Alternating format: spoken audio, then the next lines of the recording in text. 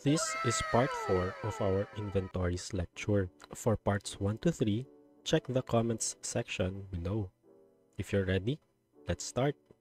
Bigla kang sumakses eh. Question number 14. S company sells high-value items. They provided the following information. 50,000 pesos worth of goods were delivered to the customer under sale on approval with a 30-day return policy. It has been 10 days since that day. Next, 20,000 pesos worth of goods were sold, but the buyer specifically requested for S to retain the custody of the goods. Lastly, the inventory balance based on physical count is 2,500,000. How much should be the ending balance of inventories? Pause the video and try to answer. Sige, let's start. First bullet, sale on approval. First, ano ba tayo sa given na to? Seller or buyer? Tama, seller. Kasi ang sabi, delivered to the customer. Meaning, hindi natin perspective ang buyer. So if hindi natin POV ang buyer, so ano tayo? Tama, tayo ang seller. Basic. Next, sa atin ba ang goods? Yes, sa atin. The seller ang goods. Kasi hindi pa natatransfer ang ownership. Remember, matatransfer lang ang ownership kapag number 1, nag-approve na si buyer, and number 2, kapag nag-lapse na ang trial period. So first, nag-approve na ba si buyer? Wala namang sinabi sa problem na nag-approve si buyer. So, ang assumption is wala pa. Next, nag-lapse na ba ang trial period? Again, explicit sa problem na ang sabi 10 days pa lang ang nakakalipas since that date of sale. So, since hindi pa nag-a-approve si buyer and hindi pa nag-lapse ang trial period, edi wala pang transfer of ownership na nangyari. And if wala pang transfer of ownership, then kay seller, meaning tayo pa rin ang owner ng goods. So, dapat isama ito sa inventory count. Next, nasali ba to sa physical count? Ang sabi dito, na-deliver na daw sa customer ang goods. Meaning, hindi ito nasali sa count. So, ito ang mga facts. Dapat isali siya sa count, pero hindi siya nasali. So, anong adjustment ang gagawin natin? Tama, i-add back natin ang 50,000 sa inventory count. O diba, ang dali? Next bullet. Anong tawag natin sa agreement na to? Tama, bill and hold. Meaning, nagkaroon na ng sale, pero nakay-seller pa rin ang custody ng goods as requested by the buyer and nag-agree naman dito si seller. First, ano ba tayo sa given na to? Tayo ba ang buyer or ang seller? Tama, seller. Kasi ang sabi dito, goods were sold but the buyer specifically requested. Meaning, hindi natin perspective ang pagiging buyer. And if hindi tayo buyer, then ano tayo?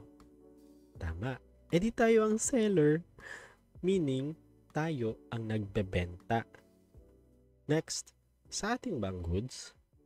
Ang sagot ay no, kasi nabenta na nga ang goods. Next, kasali ba to sa physical count? Ang sabi dito, specifically requested by the buyer for S, the seller, tayo, to retain the custody ng goods. Meaning, nasa custody pa rin natin ang mga goods. It also means na nasali ang 20,000 na to sa physical count. So, ito yung mga facts. First, hindi dapat isali sa inventory count pero nasali siya sa physical count. So, anong adjustment ang gagawin natin? Tama, i-deduct natin ang 20,000 mula sa physical count. So, ang tamang sagot sa tanong na magkano ang ending balance ay 2.5 million based sa physical count plus 50,000 worth of goods sold under sale on approval minus 20,000 worth of goods under bill and hold. So ang tamang sagot ay 2,530,000. Nakuha nyo ba ang tamang sagot? Very good! Next, question number 15. The last question. S Corporation provided the following information.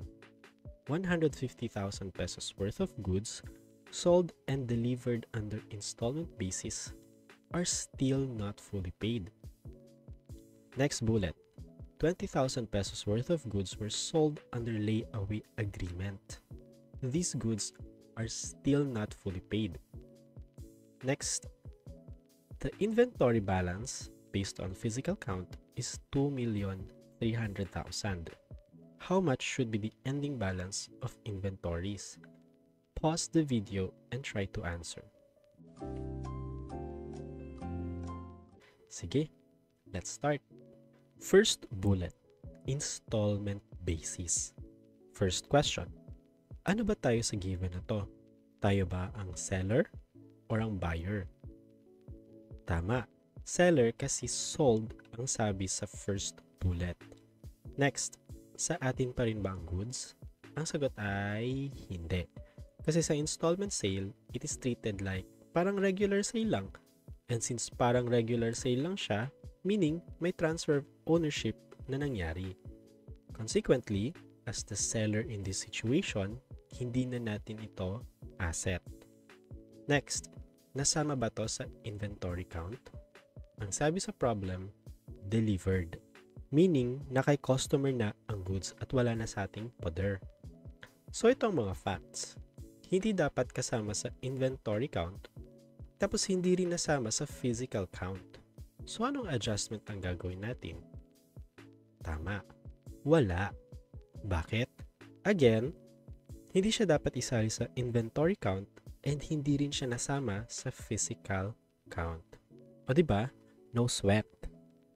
Next bullet. Layaway sale. First question. Ano ba tayo sa given na to? Seller or buyer? Tama. Seller kasi sold ang sabi sa bullet. Meaning, hindi natin perspective ang pagiging buyer. Next.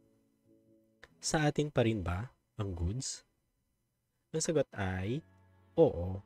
Kasi sa layaway sale, matatransfer lang ang ownership and physical possession ng goods kapag fully paid na ni buyer. And in this case, sinabi sa given na hindi pa fully paid si buyer. Next, nasama ba to sa inventory count? Linawin lang natin. Hindi sinabi sa problem kung na-deliver na ba ang mga goods o hindi. Pero tandaan nyo na kapag sa layaway sale, nire-retain ng seller both ang physical possession and ownership ng mga goods hanggang sa matapos bayaran ni buyer ang utang niya. Meaning, hindi pa na ibibigay ni seller kay buyer, so nasama to siya sa physical count. So ito ang mga facts. Dapat kasama ito sa inventory count and number 2, nasama siya sa physical count. So anong adjustment ang gagawin natin? Tama. Ang sagot ay wala. Bakit? Again, dapat isali ang 20,000 sa inventory and nasama siya sa physical count. So, ang ending balance ng inventories ay 2.3 million. Kasi wala naman tayong adjustment na kailangang gawin. O diba, ang dali. Nakuha nyo ba ang tamang sagot? Very good! So, anong score nyo? Comment below and leave a like if nakatulong ito sa inyong exam preparation. With that, see you sa susunod na video.